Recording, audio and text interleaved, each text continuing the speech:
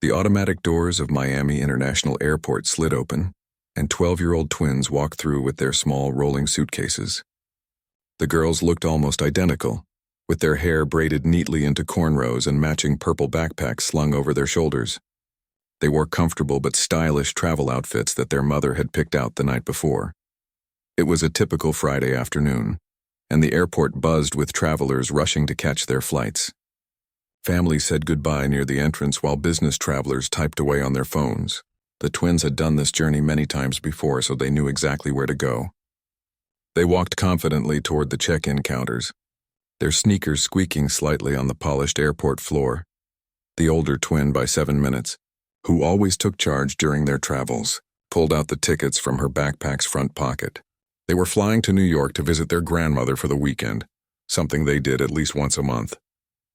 Their father had upgraded them to VIP boarding, as he always did, wanting to make sure his daughters traveled comfortably and safely.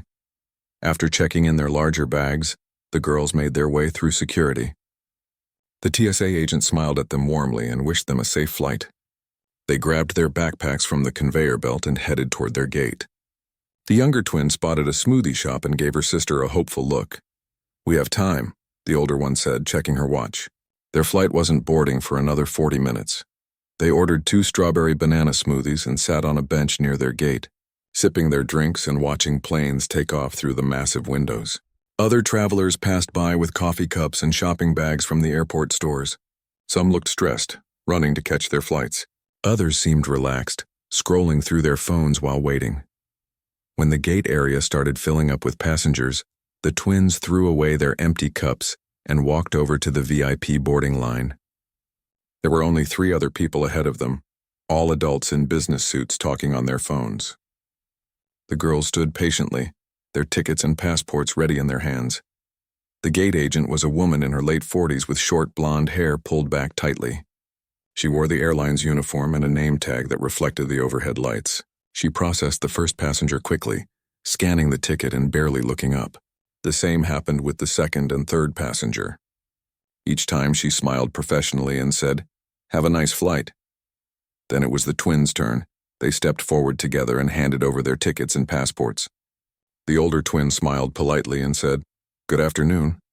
The gate agent took the documents but didn't scan them right away. Instead, she looked at the tickets closely, then at the girls, then back at the tickets. Her expression changed from neutral to suspicious in just a few seconds. "These are VIP tickets," she said slowly, as if the girls didn't know.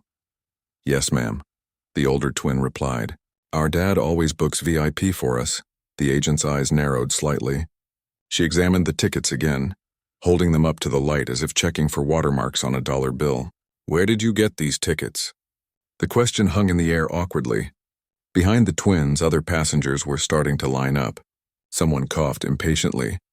"Our father purchased them online," the younger twin said quietly, her voice less confident than her sister's. "Like he always does." The agent didn't seem satisfied with this answer. She typed something into her computer, her fingers hitting the keys harder than necessary. Her mouth formed a thin line as she stared at the screen. The girls exchanged confused glances but remained quiet. "These tickets seem irregular," the agent finally said.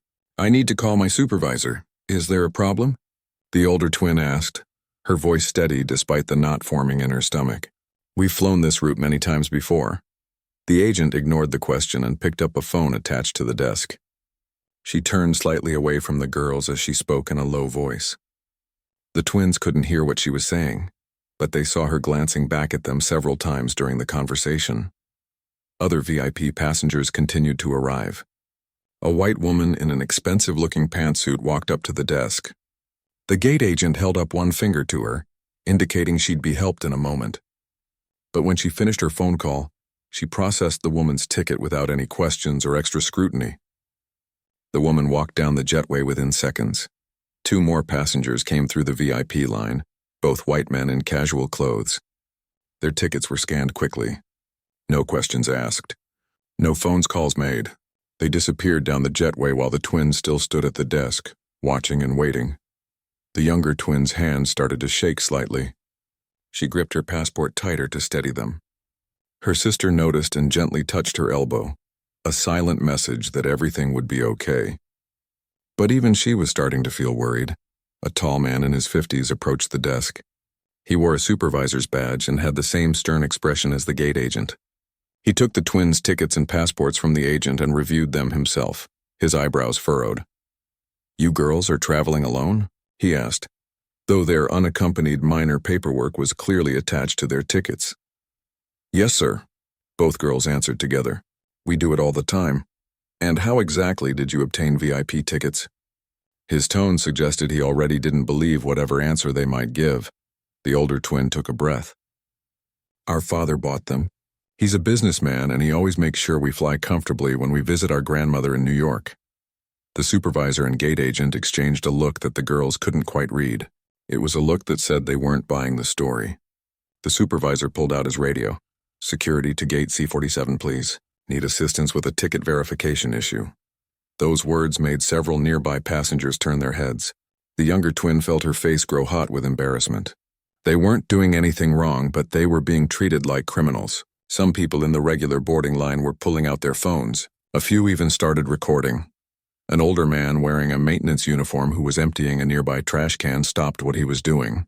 He watched the scene unfold with a sad, knowing expression on his face.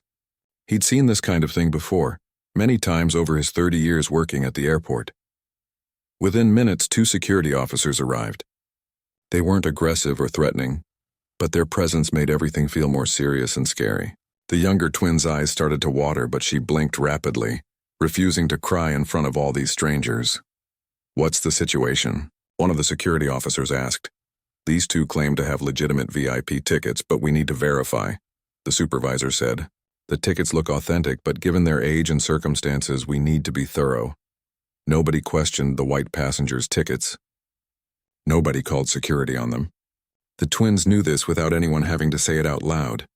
They'd experienced enough small moments like this in their lives to recognize what was really happening here. "Can we please just call our father?" the older twin asked, her voice finally cracking with frustration. "He can explain everything." "All in good time," the supervisor said dismissively. "First, we need you to come with us to the office so we can sort this out properly." The flight was starting to board. Regular passengers were lining up. The gate agent announced over the microphone that boarding would begin shortly. And the twins were being led away from the gate, their tickets still unscanned, their seats still empty on the plane they were supposed to be on. The office was small and windowless, with gray walls and fluorescent lights that buzzed softly overhead. There was a metal desk covered in papers, 2 plastic chairs for visitors, and a filing cabinet in the corner. The twins sat next to each other in those uncomfortable chairs while the supervisor settled behind the desk. One security officer stood by the door while the other leaned against the wall. They weren't being mean or aggressive, but their presence made the room feel even smaller. The older twin kept her back straight and her face calm, even though her heart was racing. Her sister sat with her hands folded in her lap, staring at the floor. Through a small window in the door, they could see passengers walking by. Some glanced into the office with curious expressions. A few took pictures or videos with their phones before hurrying along. The twins had never felt so exposed and humiliated in their lives. The supervisor opened a folder and spread their documents across the desk. He picked up their tickets again, examining them like a detective looking for clues at a crime scene. Then he logged into his computer and started typing, the keyboard clicking loudly in the quiet room. "So," he began without looking up, "tell me again how 2 12-year-old girls ended up with VIP tickets worth over $800 each." The older twin straightened even more in her chair. "Our father purchased them. He buys them for us every time we fly to visit our grandmother." "And what does your father do for work?" The question came out sounding like an accusation. "He owns his own company," she answered carefully. She didn't want to sound like she was bragging, but she also wasn't going to apologize for her father's success. The supervisor made a noise that wasn't quite a laugh. "A company? What kind of company?" "Aviation and logistics," the younger twin said quietly, speaking up for the first time since entering the office. "He helps move cargo and freight." The supervisor finally looked up at them. His expression suggested he didn't believe a word they were saying. He picked up the phone on his desk and dialed a number. "Yes, this is Gate C47. I need someone from fraud prevention to come down here. We have a potential ticket situation." Fraud prevention. The word hit the older twin like a slap. They were being accused of using fake or stolen tickets. Her hands clenched into fists on her lap. She wanted to yell, to demand they call her father right now to tell them they were making a huge mistake. But she also knew that getting angry might make things worse. She'd heard her parents talk about situations like this before, about how important it was to stay calm even when people treated you unfairly. The younger twin wasn't as good at hiding her emotions. A single tear rolled down her cheek. She wiped it away quickly, but the supervisor saw it. He didn't seem moved by it at all. "There's no reason to cry if you haven't done anything wrong," he said in a tone that was probably meant to sound reassuring but came across as cold. "We haven't done anything wrong," the older twin said firmly, "and we'd like to call our father now, please. We'll get to that. First, I need to verify a few things." Minutes ticked by. The supervisor made 2 more phone calls, speaking in low voices that the girls couldn't quite make out. One of the security officers checked his watch and shifted his weight from one foot to the other. Through the door window, they could see the gate agent from earlier walking past. She glanced into the office and quickly looked away. Outside at the gate, the boarding process continued. They heard announcements calling for different boarding groups. Zone 1, Zone 2, families with small children. The twins knew their plane was filling up with passengers while they sat trapped in this tiny office, being treated like criminals. A woman from fraud prevention arrived about 20 minutes later. She was younger than the supervisor, probably in her 30s with dark hair pulled into a ponytail. She introduced herself and asked to see the tickets. The supervisor handed them over like evidence in a trial.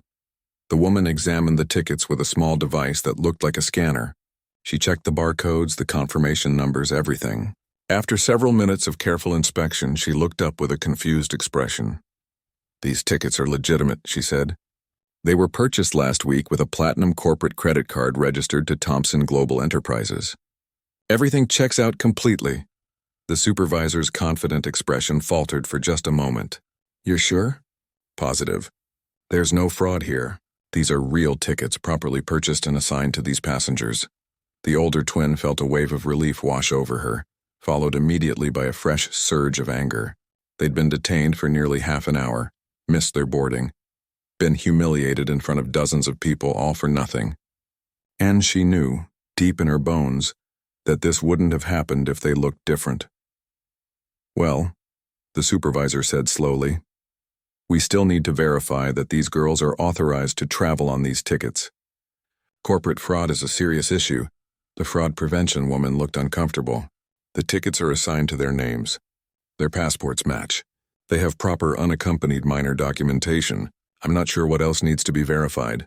I'd still like to speak with whoever purchased these tickets." "Then let us call our father," the older twin said, her patience finally wearing thin, like we've been asking to do for the past 30 minutes. The supervisor didn't like her tone. His jaw tightened. "Watch your attitude, young lady." "I don't have an attitude. I have a flight to catch. And you're making us miss it for no reason." Her sister reached over and squeezed her hand, a gentle warning not to push too hard. But the older twin was tired of being polite to people who weren't being fair. The supervisor and the fraud prevention woman exchanged glances. Finally, he pushed the desk phone toward the girls. "Fine. Call whoever purchased these tickets." The older twin didn't hesitate. She picked up the phone and dialed her father's cell phone number, which she'd memorized years ago. It rang once, twice, then she heard her father's familiar voice. "Hello? Daddy, it's me," she said, her voice finally breaking a little with emotion. "We're at the airport. They won't let us board our flight." "What? Why not?" Her father's voice immediately shifted from casual to concerned. "They said our tickets look suspicious. They've had us in an office for like half an hour. They called fraud prevention. They basically think we stole the tickets or something." She heard her father take a sharp breath. When he spoke again, his voice was different, colder, more controlled. "Put whoever's in charge on the phone." The older twin held out the receiver to the supervisor. "My father wants to speak with you." The supervisor took the phone with a smug expression, like he was about to catch someone in a lie. "This is Robert Hayes, gate supervisor. To whom am I speaking?" The twins couldn't hear their father's response, but they watched the supervisor's face change. His smugness faded. His eyes widened slightly. He sat up straighter in his chair. "Yes, Mr. Thompson, I understand, but we were just following protocol for unaccompanied minors with premium tickets.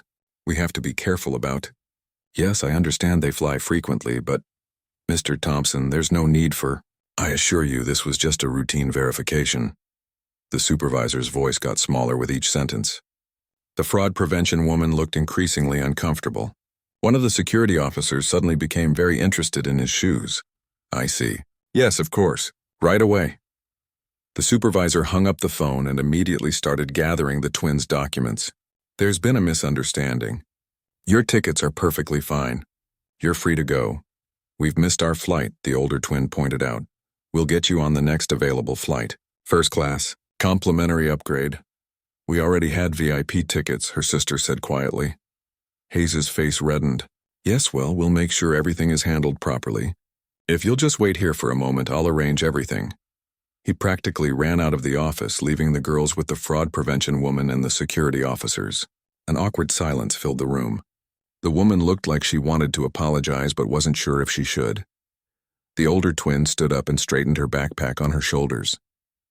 Her sister did the same. They weren't going to sit in those uncomfortable plastic chairs for one more second. Through the window, they could see increased activity at the gate. Airport staff in different uniforms were gathering, talking in hushed voices. The gate agent from earlier was there, looking pale and worried. Something was happening, but the twins couldn't quite tell what. Then the younger twin noticed something through the larger windows beyond the gate. She tugged on her sister's sleeve and pointed. There on the tarmac, a sleek private jet was taxiing into position. Even from a distance, they could see the logo on its side, a logo they knew well because they'd seen it their whole lives. The older twin's lips curved into a small smile. Daddy's here. The activity outside the office window intensified with each passing second.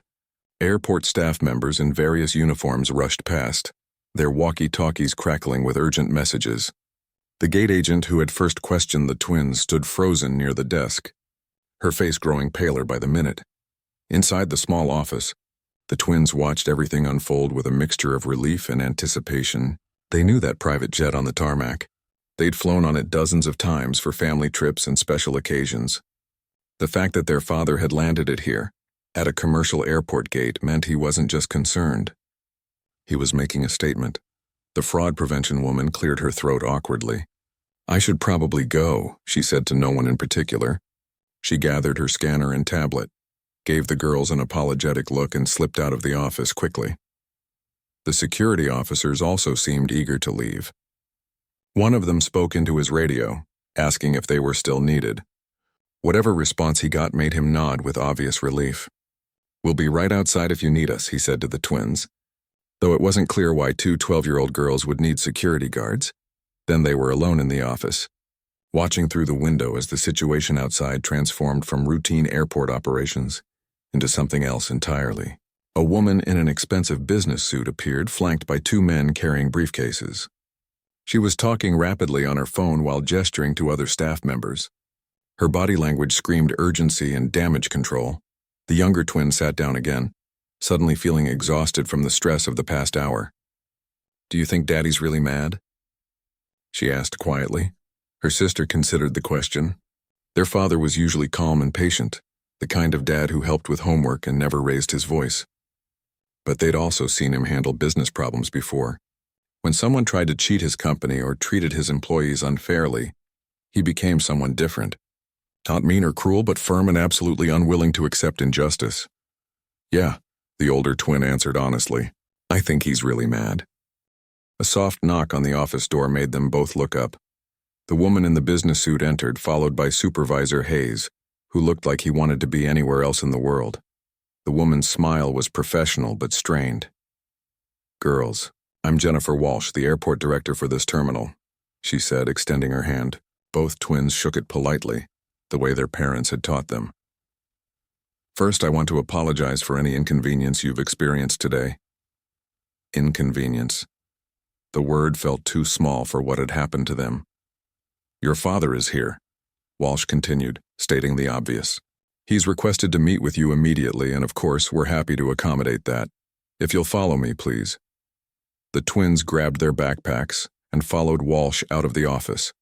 Hayes trailed behind them, no longer walking with the confidence he'd shown earlier. As they moved through the gate area, other passengers stared openly. Some were still recording on their phones. A few people whispered to each other, trying to figure out what was happening. They walked down a service hallway that most passengers never saw, with plain concrete floors and walls covered in airport safety posters and employee notices. Walsh led them to a larger conference room near the administrative offices. She opened the door and stepped aside. The twins' father stood by the window, looking out at the tarmac where his jet was parked. He turned when he heard the door open, and his daughters ran to him. He wrapped them both in a tight hug, and for a moment, the older twin finally let herself feel scared and upset. Her father's embrace made it safe to stop being strong. "Are you okay?" he asked, pulling back to look at their faces. "Did anyone hurt you or touch you?" "No, Daddy," the younger twin said.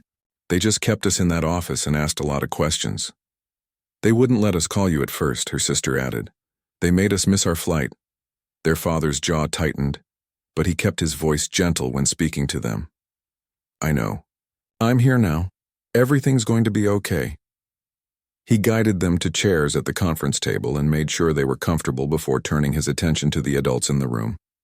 Walsh had been joined by two other executives, both of whom looked deeply uncomfortable. Hayes stood near the door like he was hoping to escape. Two people in sharp suits stood near the twins' father. The girls recognized them as lawyers from their dad's company. One was already setting up a laptop on the conference table. The other held a leather portfolio and a digital recorder. "Mr. Thompson," Walsh began, "I want to assure you that we take this matter very seriously. We're conducting a full review of what happened, and we'll take appropriate action." The twins' father didn't sit down. He stood with his arms crossed, his expression unreadable. "My daughters had valid tickets. They had proper identification and all required documentation for unaccompanied minors. They've flown this exact route on this exact airline at least 20 times in the past 2 years. Can you explain to me why they were detained?" Walsh glanced at Hayes, who suddenly found the floor very interesting. "Mr. Hayes informed me that there were concerns about the tickets." "What concerns specifically?" Hayes finally spoke, his voice much quieter than it had been in the small office. "The tickets were VIP class and the passengers were minors. It seemed unusual. Unusual enough to pull them out of line in front of other passengers. Unusual enough to call security and fraud prevention. Unusual enough to detain them for over an hour." The twins' father's voice remained calm, but there was steel underneath each word. "I was following protocol," Hayes insisted weakly. "Really? Let me ask you something." Their father pulled out his phone and swiped through some screens. "In the past 6 months, how many other unaccompanied minors with VIP tickets have you processed at this gate?" Hayes hesitated. "I don't have those statistics." "I do. 23. Would you like to know how many of them were detained and questioned? Would you like to know how many were white versus how many were children of color?" The room went completely silent. One of the airline executives shifted uncomfortably in his chair. Walsh's professional smile had vanished entirely. The lawyer with the laptop turned it around to show the screen. "We've already pulled the security footage from the gate. Would you like to see it?" No one answered, but the lawyer pressed play anyway. The twins watched as the scene unfolded on the screen. There they were, stepping up to the gate desk. The video showed the gate agent's expression changing when she saw them. It showed her making that phone call while processing other passengers without question. It showed Hayes arriving and immediately treating them with suspicion. The video didn't have audio, but it didn't need it. The visual story was clear enough. White passengers moved through the line smoothly. The two black girls were stopped, questioned, and ultimately removed from the boarding area. "We have audio as well," the other lawyer added. "Would you like me to play the recording where your gate agent suggested my client's daughters were trying to fly above their station?" Walsh closed her eyes briefly. "That won't be necessary." The twins' father finally sat down, but his posture remained rigid. "Here's what's going to happen. I want a full written apology from this airline. I want the employees involved in this incident suspended pending a complete investigation. I want a review of your training procedures and policies regarding minority passengers. Mr. Thompson, I assure you," he held up his hand, "I'm not finished. I also want a meeting with your diversity and inclusion team, because clearly, whatever training you're providing isn't working, and I want confirmation that this incident will be reported to the relevant aviation authorities." Walsh nodded, taking notes on a tablet. "Of course. Absolutely. We'll do all of that. And one more thing," the twins' father continued. "I want you to understand something. I'm not some random passenger you can brush off with a voucher and a form letter apology. Thompson Global Enterprises has a corporate contract with this airline worth $8 million annually. We book hundreds of flights for our employees every month." The number hung in the air. One of the executives actually gasped softly. "I'm not threatening to cancel that contract," their father said. "But I am telling you that what happens next will determine whether we renew it when it comes up in 3 months. More importantly, it will determine whether I recommend your airline to the dozens of other business owners in my network." He stood up and placed his hands on his daughter's shoulders. "My girls are smart, kind, and well-behaved. They've never caused a problem on any flight. They were humiliated today for no reason other than someone's prejudice and assumptions. That's unacceptable." The older twin looked up at her father with pride. He wasn't yelling or being cruel. He was just stating facts and demanding accountability. This was the kind of person she wanted to be when she grew up. Walsh stood as well. "Mr. Thompson, you have my word that we'll handle this appropriately. Those employees will face consequences. We'll review and improve our procedures. This will not happen again." "See that it doesn't," he replied, "because my daughters deserve better. Every child who walks through this airport deserves better." He guided the twins toward the door. "Come on, girls, let's go home." "What about Grandma?" the younger twin asked. "We were supposed to visit her." Their father smiled for the first time since entering the conference room. "We'll fly up tomorrow on our own plane. Tonight I think we all need some rest, and your grandmother needs to hear about this directly from me." As they walked back through the terminal, airport staff members stepped aside to let them pass.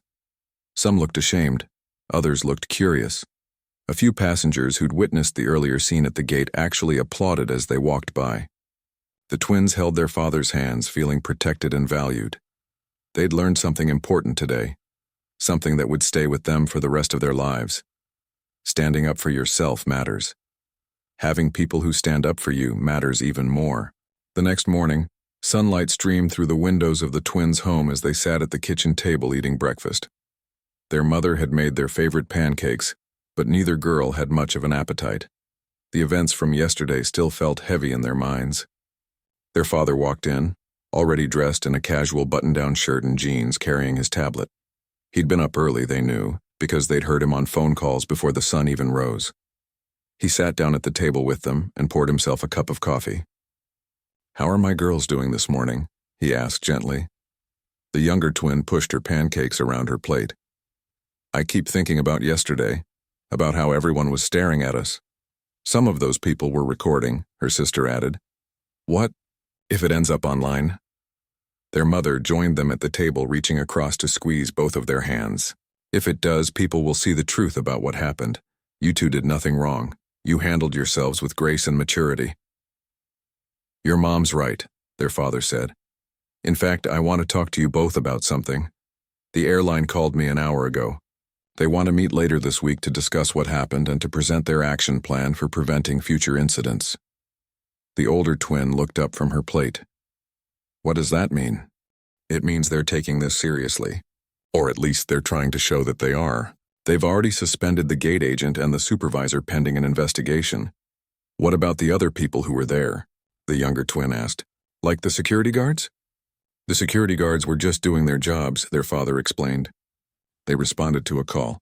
They weren't rude or aggressive with you. The real problem was with the people who made the call in the first place, who assumed you were doing something wrong just because of how you look." The twins sat quietly, processing this. Their father took a sip of his coffee and continued. "I also got calls from 3 news outlets this morning. Someone did post a video from yesterday and it's getting a lot of attention online." Both girls tensed. Their mother noticed immediately. "It's okay," she reassured them. "Your faces aren't clearly visible in the video and nobody is using your names.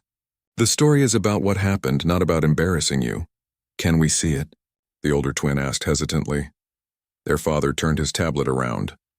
The video was short, maybe 45 seconds long, filmed by another passenger at the gate. It showed the twins standing at the desk while other passengers walked through without issue. The perspective didn't show their faces clearly, just two young girls in matching purple backpacks being questioned while white passengers breezed past them. The caption on the video read, "Two young black girls denied boarding while other passengers processed without question. This is what discrimination looks like in 2025. The video had been viewed over 2 million times. The comment section was filled with people sharing their own experiences of discrimination while traveling. Some people criticized the airline. Others defended it, saying the employees were just being thorough. But most people seemed outraged on the twins' behalf. "This feels weird," the younger twin said softly. "All these strangers talking about us." "I know it does," their father acknowledged. "But sometimes when something wrong happens, it helps to shine a light on it. Other families might face the same treatment, but if airlines know people are watching and paying attention, they might think twice." Their mother stood up and started clearing plates. "Speaking of which, we need to get ready. Grandma is expecting us and we have a flight to catch." The twins perked up a little at that. Flying on their dad's private jet was always special, not because it was fancy, though it was, but because it felt safe and comfortable. Today especially, that safety felt important. An hour later, they arrived at the private aviation terminal, a much smaller and quieter facility than the commercial airport they'd been at yesterday. The staff here knew their family well. The terminal manager greeted them by name with a warm smile. "Good morning, Thompson family. Beautiful day for flying." The difference was stark. No long lines, no questioning of their tickets, no suspicious looks, just friendly, respectful service. The twins couldn't help but notice the contrast, and it made yesterday sting even more. Why couldn't everyone just treat people with basic respect and dignity? They boarded the jet, settling into the comfortable leather seats. As the plane taxied toward the runway, the younger twin looked out the window at the commercial airport in the distance. Somewhere over there, the gate where they'd been detained yesterday was probably busy with morning flights. "Daddy," she said suddenly, "what if this happens to other kids? Kids whose parents can't fly them on a private jet?" Her father looked at her with pride and sadness mixed together. "That's exactly the right question to ask, and that's exactly why we can't just let this go." During the flight to New York, their parents talked more about what happened and what it meant. They explained that the airline's response was just the first step, that real change took time and effort, and that situations like this had been happening to people of color for generations. "The difference now," their mother said, "is that more people are paying attention. Videos go viral, stories get shared, companies care about their reputations. It's not perfect, but it's better than it used to be." "What used to happen before?" the older twin asked. Their father and mother exchanged a look. "Before, you just had to accept it. You complained to yourself, maybe to your family, but there wasn't much else you could do. Most people wouldn't believe you, or they'd say you were being too sensitive." When they landed in New York, their grandmother was waiting at the private terminal. She was a tall, elegant woman in her 70s with silver hair and bright eyes that missed nothing. The moment she saw her granddaughters, she wrapped them in fierce hugs. "My babies," she said, holding them tight. "I heard about what happened. Are you okay?" Over lunch at their grandmother's apartment, they told her the whole story. She listened carefully, her expression shifting from anger to pride to determination. When they finished, she set down her teacup with a decisive clink. "You know," she said, "when I was young, there were places I couldn't go because of the color of my skin. Restaurants that wouldn't serve me. Hotels that wouldn't rent me a room. I had to plan every trip carefully, knowing which towns were safe and which weren't." The twins knew some of this history from school, but hearing it from their grandmother made it feel more real and immediate. "Things have changed so much since then," she continued, "but moments like what happened to you yesterday remind us that we still have work to do. The discrimination is quieter now, more subtle, but it's still there." "What did you do when people treated you badly?" the younger twin asked. Their grandmother smiled, a strong smile that had weathered many storms. "I held my head high. I never let them make me feel small or ashamed. And I raised my children to do the same, just like your parents are raising you." That evening, the twins' father got another phone call from the airline. He stepped into the next room to take it privately, but when he came back, he had interesting news. "The airline wants to do more than just apologize," he said. They're proposing to create a scholarship program for students interested in careers in aviation and hospitality. They want to focus on communities that are underrepresented in these industries. That's good, the older twin said cautiously. But why? Because they feel guilty? Partly, yes, her father admitted, but also because it's the right thing to do, and because they know people are watching now. Motivation doesn't matter as much as action and results, and will you help them? Her sister asked. Their father sat down and looked at both of his daughters seriously. I'm considering it, but only if they do it right. Only if it's a real program with real funding and real opportunities, not just a publicity stunt. What do you two think? The twins were surprised to be asked. Their opinions were being requested on something this important. The older twin spoke first. I think we should help, but we should make sure it actually helps kids who need it. Kids who might not have other opportunities. And maybe, the younger twin added quietly, we can make sure the people who work at airports and airlines get better training, so they don't treat other kids the way they treated us. Their grandmother beamed at them from across the room. Their parents looked at each other with that expression parents get when their children surprise them with wisdom beyond their years. Then that's what we'll do, their father said. We'll work with them, but we'll hold them accountable. And we'll make sure this leads to real change, not just apologies and press releases. Later that night, as the twins got ready for bed in their grandmother's guest room, they talked quietly about everything that had happened. Do you think it will actually make a difference? The younger twin asked her sister. The older twin thought about it for a moment. Maybe not right away and maybe not everywhere, but it's better than doing nothing. I guess so. I just wish it didn't happen in the first place. Me too. They were quiet for a minute. Then the younger twin spoke again. I'm glad we have Dad and Mom and Grandma, people who believe us and stand up for us. Yeah, her sister agreed. Not every kid has that. That thought sobered them both. They'd been protected by their family's resources and their father's influence. But how many other children faced discrimination without anyone to defend them? How many stayed silent because they didn't think anyone would listen? These were heavy thoughts for 12-year-olds. But the twins were learning that the world could be unfair in ways they were only beginning to understand. And they were learning that having privilege meant having responsibility. Not just to protect yourself, but to help protect others too. As they drifted off to sleep, they didn't know that their story was still spreading online, sparking conversations in homes and offices across the country. They didn't know that several other families would come forward with similar experiences at the same airline, adding momentum to calls for change. All they knew was that they had faced something difficult and they hadn't faced it alone. Tomorrow would bring new challenges, new conversations, and new opportunities to make a difference. But tonight they could rest, surrounded by family and love, knowing they were valued and respected exactly as they were. 3 months had passed since that difficult day at the airport. The twins sat in the back seat of their father's car as he drove them to a special event at Miami International Airport. This time they weren't flying anywhere. They were attending the launch of something that had grown from their experience into something much bigger. The younger twin nervously smoothed down her dress. They were both wearing nice outfits today, something their mother had helped them pick out.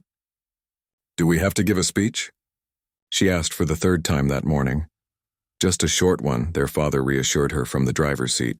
You've practiced it. You'll both do great. The older twin squeezed her sister's hand. They'd been through this together from the beginning, and they'd get through this part together too. When they arrived at the airport, they were directed to a conference center usually used for airline employee training, but today it had been transformed. Banners hung on the walls. Chairs were arranged in neat rows facing a small stage. News cameras were being set up in the back. The twins felt their stomachs flutter with nerves. Airport Director Walsh was there along with several airline executives. But there were also other faces, people the twins had gotten to know over the past few months. Representatives from youth organizations, educators, community leaders, and most importantly, about 50 high school students from different schools around Miami, all of them looking excited and a little nervous too. A woman from the airline's public relations team approached the twins with a warm smile. Are you ready? We'll start in about 10 minutes. The twins nodded, not quite trusting their voices yet. Their father crouched down to their level. Remember, you're not here because you did anything wrong. You're here because you handled a difficult situation with dignity, and because you're helping make sure other kids don't have to go through what you did. That's something to be proud of." As people took their seats, the twins spotted someone unexpected. The older man who'd been working as a janitor that day, the one who'd witnessed everything at the gate, sat in the third row. He was wearing a nice suit instead of his maintenance uniform, and when he caught the twins looking at him, he smiled and gave them a small wave. Director Walsh stepped up to the microphone on the stage. The room quieted down. "Thank you all for being here today," she began. 3 months ago, something happened at this airport that should never have happened. 2 young passengers were treated unfairly, subjected to scrutiny and suspicion that other passengers didn't face, simply because of how they looked. The room was completely silent. Some of the high school students leaned forward in their seats. "We could have handled that incident with just an apology and some internal disciplinary action," Walsh continued. "But that wouldn't have addressed the real problem. That wouldn't have created real change. So instead, we partnered with Thompson Global Enterprises and several community organizations to create something meaningful and lasting." She gestured to a large banner being unveiled behind her. It read, "Wings of Opportunity Scholarship Program." "This program," Walsh explained, "will provide full scholarships to 50 students each year who want to pursue careers in aviation, hospitality, and airport operations. But it's more than just money for college.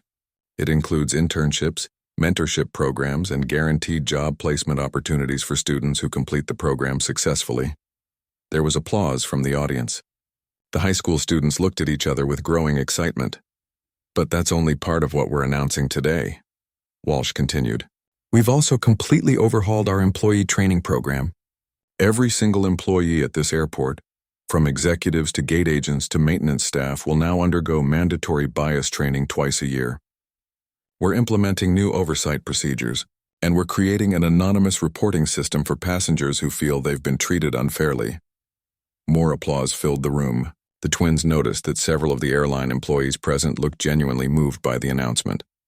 "Now," Walsh said, "I'd like to invite the 2 young ladies whose courage and composure inspired these changes to say a few words." The twins' father gave them an encouraging nod. Together, they walked up to the stage. A staff member adjusted the microphone down to their height. The older twin stepped forward first, her prepared speech trembling slightly in her hands. "Hi," she began, her voice a little shaky. 3 months ago, my sister and I were stopped from boarding our flight because someone made assumptions about us. It was embarrassing and scary, and it made us feel like we didn't belong." She paused, looking at her sister, who stepped closer to share the microphone. "But we learned something important," the younger twin continued, her voice gaining strength. "We learned that when something wrong happens, you can either stay quiet or you can speak up. And when you speak up, sometimes people listen." The older twin took over again. "We also learned that we were lucky. We have parents who could stand up for us and a father whose business gave him a voice that people had to hear. But not every kid has that. So this program isn't really about us. It's about making sure other kids have opportunities, and making sure they're treated fairly when they travel." There was warm applause, but the twins weren't finished. "We want to say thank you to everyone who helped create this program," the younger twin said.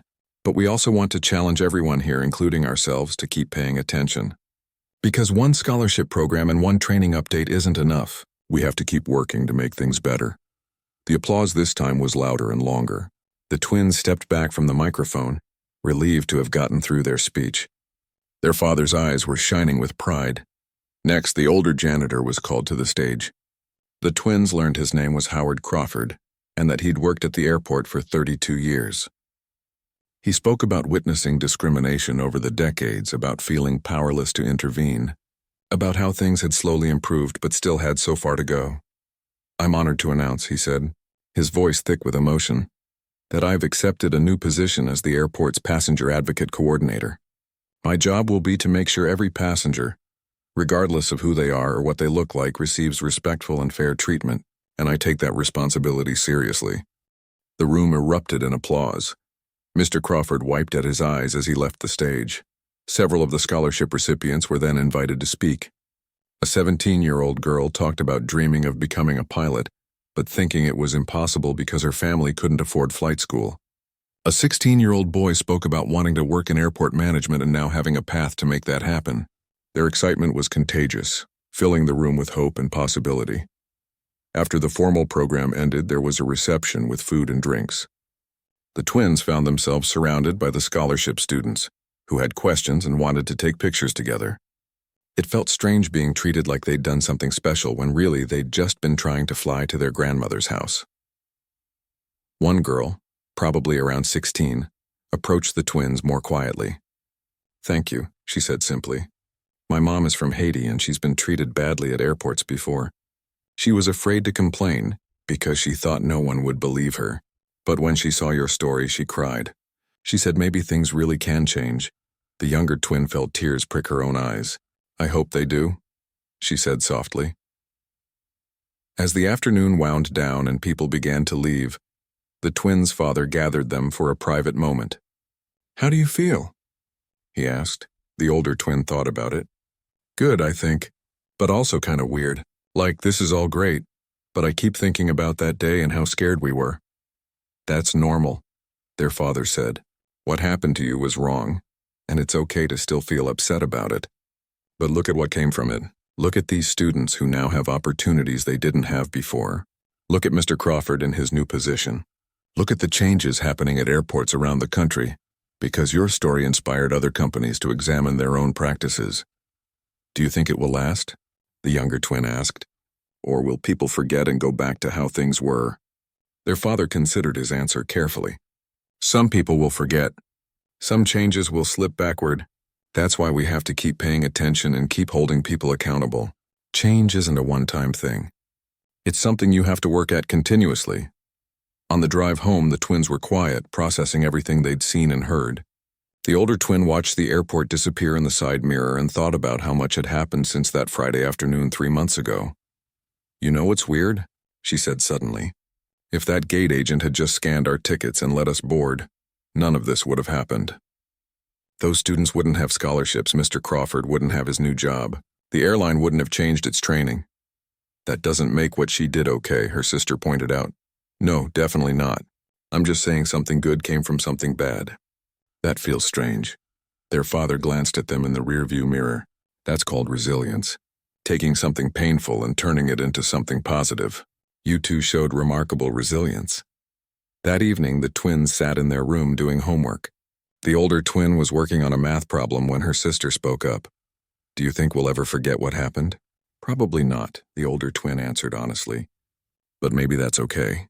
Maybe remembering helps us stay aware and speak up when we see unfairness happening to other people." "I guess that makes sense." The younger twin was quiet for a moment. "I'm glad we have each other. I don't think I could have gotten through it alone." "Me neither." They went back to their homework, 2 regular 12-year-old girls with math problems and spelling tests to worry about. But they were also something more now.